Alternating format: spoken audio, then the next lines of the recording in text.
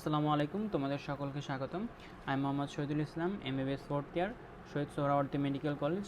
তো আজকের এই লেকচারে আমি তোমাদেরকে পড়াবো রুই মাছের অংশটুকু। তো রুই মাছের অংশটুকু তোমরা কিভাবে পড়বে, কিভাবে পড়লে তোমাদের ক খ গ ঘ এগুলো একদম কমন পড়ে যাবে, আমি খুবই অল্প সময়ের মধ্যে এটা বলে দিব এবং পড়ার টিপস বলে দিব যে এভাবে পড়লে তোমরা আর কি এই চ্যাপ্টারটা ইজিলি পড়তে পারবা। তো দেখো, সর্বপ্রথম এখানে ক নাম্বারের জন্য কোয়েশ্চেন আসে কোনটা, যে কার্প জাতীয় মাছ বলতে কি বোঝো। এটা কিন্তু ক নাম্বারের জন্য অনেক বেশি বার এসছে, যে কার্প জাতীয় মাছ বলতে কি বোঝো। এরপরে দেখো, কার্প জাতীয় মাছের কতগুলো উদাহরণ দেওয়া আছে, এই উদাহরণগুলো আমরা জাস্ট পড়ে নেব, এটা ওরকমভাবে মুখস্থ করার দরকার নাই। তো আমরা এখান থেকে যদি বৈজ্ঞানিক নাম পড়তে চাই তাহলে আমরা কোনগুলো পড়ব, এই দেখো কালাবাউস আছে, কালাবাউসটা পড়বো আমরা। তারপর রুই মাছের বৈজ্ঞানিক নাম সেটা পড়ব, এই যে রুই মাছের বৈজ্ঞানিক নাম, এগুলো হচ্ছে আসে মেন এগুলো হচ্ছে মেইনলি আসে, যেহেতু আমাদের দেশে এগুলো কি খুবই প্রচলিত। তারপরে যে বাটা মাছও খুবই প্রচলিত, তো যেগুলো প্রচলিত সেগুলোই আর কি দেয় বেশিরভাগ। এরপরে দেখো বাকি যা আছে এগুলো সব হচ্ছে এমসিকিউ এর জন্য, এগুলো সব হচ্ছে কি এমসিকিউ এর জন্য, তোমরা ভালো মতো রিডিং পড়বা তাহলে আর কি পেরে যাবা। এরপর দেখো ইম্পর্টেন্ট একটা এমসিকিউ হচ্ছে 14°C তাপমাত্রার নিচে কি হয় না, এরা বাঁচতে পারে না। এরপর দেখো স্ট্রিমলাইন আকৃতি বলতে কি বোঝো, এটা ক নাম্বারের জন্য একটা ইম্পর্টেন্ট কোয়েশ্চেন, যে স্ট্রিমলাইন আকৃতি বলতে কি বোঝো। এরপর দেখো এই দেহের তিনটা অংশ, মাথা, মস্তক, লেজ, তো কোথায় কি আছে সেগুলো আমরা জেনে নেব।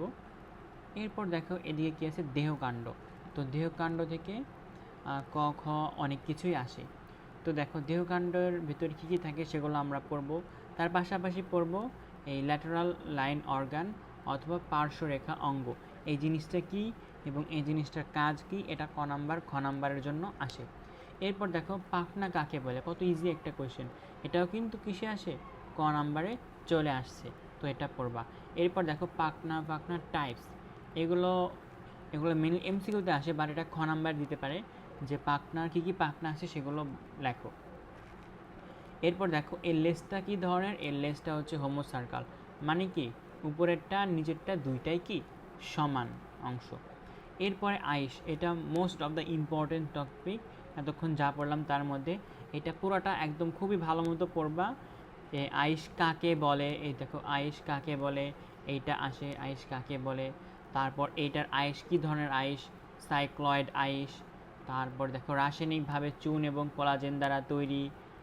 এরপর দেখো আইসের যে চিত্র, এই চিত্রটা আঁকা শিখবা, চিত্র আসতে পারে। এরপরে খ নম্বরে আসে এই আইস দ্বারা কিভাবে বয়স নির্ধারণ করা যায়, এটা এমসিকিউতে অনেক বেশি আসে। এরপর দেখো আইস কখন বৃদ্ধি বেশি হয়, এটা মেডিকেল ভর্তি পরীক্ষাতেও চলে আসছে। তাহলে কি আইস খুবই গুরুত্বপূর্ণ, চিত্রটা শিখবা আর পাশাপাশি যা বললাম ক খ এর জন্য সেগুলো খুব ভালো মতো পড়বা। আইসের কাজ কি, এটা কি এসে আসে, এটা খ নাম্বারে আসে, আইসের ইম্পর্টেন্স। এরপর দেখো রুই মাছের কি আছে, এটা রক্ত সংবহন তন্ত্র। এই রক্ত সংবহন তন্ত্র হচ্ছে, দেখো আমরা সাধারণত জানি মানুষের রক্ত সংবহন তন্ত্র কি দ্বিচক্রীয়, কিন্তু এটা কি হবে, এটা হচ্ছে একচক্রীয় রক্ত সংবহন তন্ত্র বা একবর্তী রক্ত সংবহন তন্ত্র। তো দেখো এর রক্তের ভিতরে কি কি আছে, তারপর এর হার্ট কী কী দ্বারা তো বা কী কী অংশ দ্বারা তৈরি সেগুলো আমাদের শিখতে হবে। এই যে হার্টের যে চিত্র আছে না, এই চিত্র অথবা এই চিত্র, এই দুইটার মধ্যে একটা চিত্র আমরা আঁকা শিখব। পরীক্ষার মধ্যে চিত্র আঁকতে বলে না, বাট আমরা আঁকা শিখব। আঁকা শিখলে কিভাবে প্রক্রিয়াটা হয় আমরা ভালো মতো দিতে পারবো, এবং পরীক্ষার ভিতর যদি তুমি চিত্র আঁকো তুমি কি করবা, সবসময় ফুল মার্কসই পাবা, তোমার ব্যাখ্যাটা তখন আর বেশি পড়ে দেখবে না, তোমার চিত্রটা দেখবে এবং ফ্লোগুলা এই এই তীর চিহ্ন দিয়ে কীভাবে আঁকছো সেটা দেখবে, মার্কিংগুলো দেখবে, তখন কিন্তু ওখান থেকে অনেক বেশি নাম্বার তুমি পাবা। তাহলে এটার গঠন শিখবা, কীভাবে তৈরি হয়েছে এবং রক্তটা কিভাবে সাইনাস ভেনোসাস থেকে একদম বালবাস আর্টারিওসাস দিয়ে বাইরে বের হয়ে যায়, এটা কি করবা, খুব ভালো মতো পড়বা। এরপর দেখো কী কী কপাটিকা আছে, সাইনোঅ্যাট্রিয়াল, অ্যাট্রোভেন্ট্রিকুলার, তারপরে ভেন্ট্রিকুলো বালবাস কপাটিকা, তিনটা কপাটিকা। এবং কপাটিকার কাজ কি, রক্তকে পেছনের দিকে বা ফিরতি দিকে আসতে বাধা দেওয়া। এরপরে দেখো এর ধমনীতন্ত্র, এর ধমনীতন্ত্র হচ্ছে দুইটা, একটা হচ্ছে অ্যাফারেন্ট ব্রাঙ্কিয়াল ধমনী আর একটা হচ্ছে কি ইফারেন্ট ব্রাঙ্কিয়াল ধমনী বা বহির্বাহী ব্রঙ্কিয়াল ধমনী। তো এই দুইটা খ নাম্বারের জন্য আসতে পারে।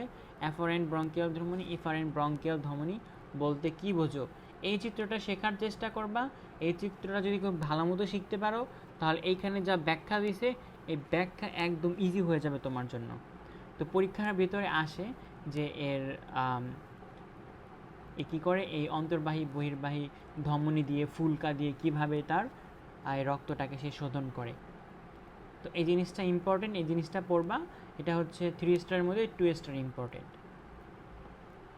এরপরে দেখো, এরপরে আসে হচ্ছে ধমনী। কী কী ধরনের এর ভিতরে ধমনী আছে? সাব ক্যালভিয়ান ধমনী, সিলিয়াকো মেসেন্টেরিক ধমনী, প্যারাইটাল, রেনাল, ইলিয়াক, কর্ডাল ধমনী। এই ধমনীগুলোর নাম পড়বা এবং এরা কোথায় রক্ত সরবরাহ করে সেটা পড়বা। এটা এমসিকিউতে অনেক অনেক বেশি আসে। এরপর দেখো এর শিরাতন্ত্র। শিরাতন্ত্রটা এটা 2 স্টার ইম্পর্টেন্ট। এটার চিত্রটা শিখলে ভালো, না শিখলে সমস্যা নেই, কিন্তু কিভাবে এই শিরাতন্ত্রের কাজটা চলে এটা একটু দেখে নেবা। এটা অত বেশি ইম্পর্টেন্ট না, খুব বেশি সৃজনশীলের জন্য আসে না।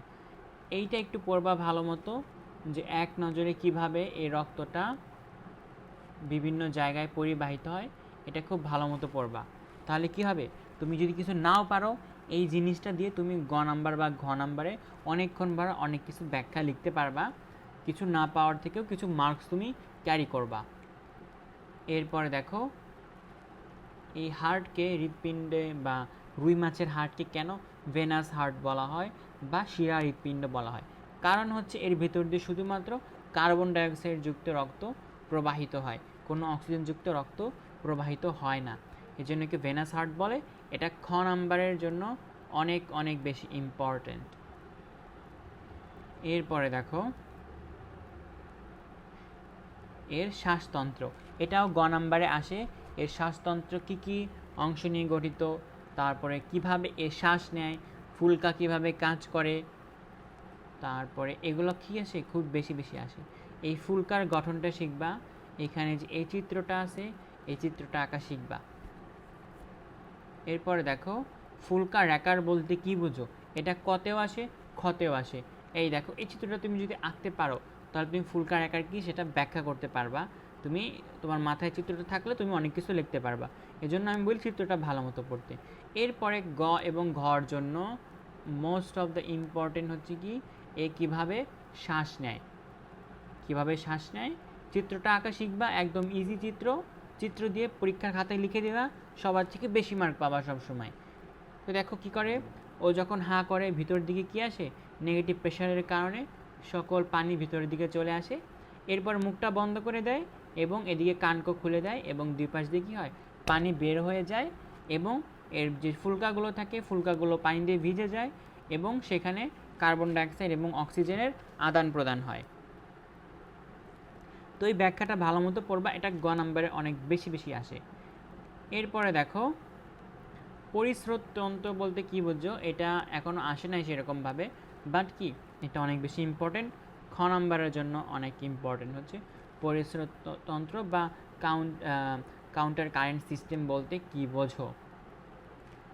এরপরে one of the most important 3 স্টারের মধ্যে 3 স্টার ইম্পর্টেন্টই হচ্ছে কি বায়ুথলি। কি বায়ুথলির কাজটা কি, এটা কি অনেক বেশি আসে। তো দেখো বায়ুথলির অন্যান্য কি নাম আছে, এটা দিয়েও কিন্তু পরীক্ষায় আসতে পারে। বায়ুথলির অন্যান্য নাম সন্তরণ থলিকা, পটকা বা হাইড্রোস্ট্যাটিক অঙ্গ।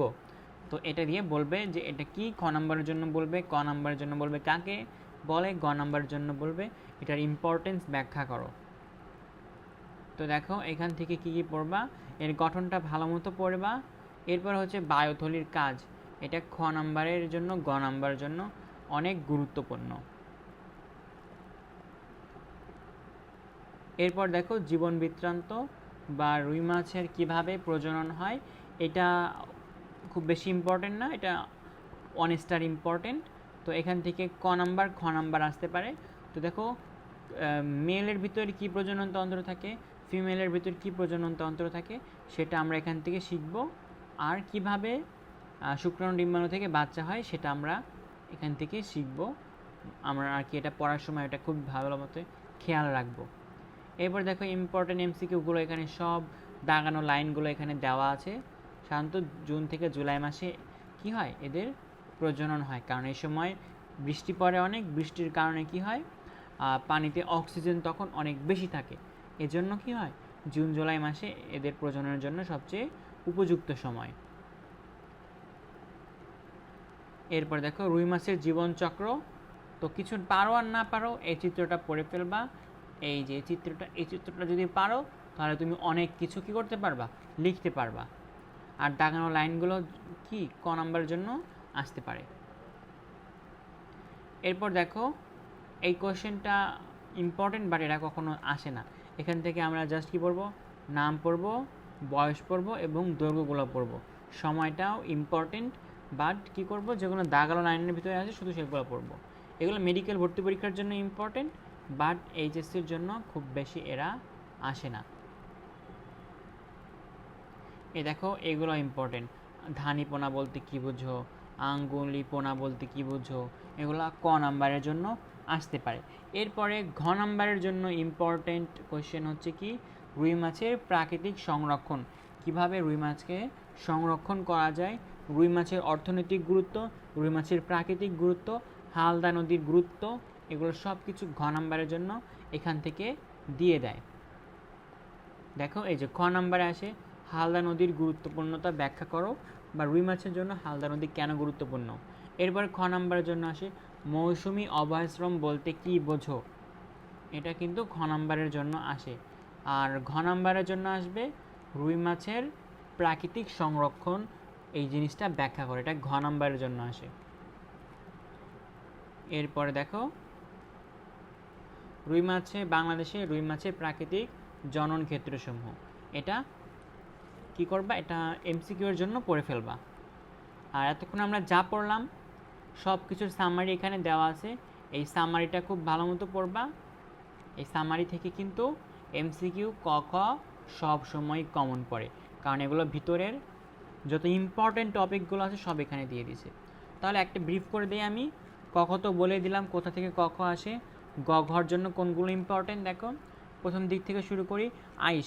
আইসের চিত্রটা শিখবা এবং এটার গঠনটা শিখবা, ইম্পর্টেন্সটা শিখবা, কীভাবে বয়স নির্ধারণ করা হয় সেটা শিখবা।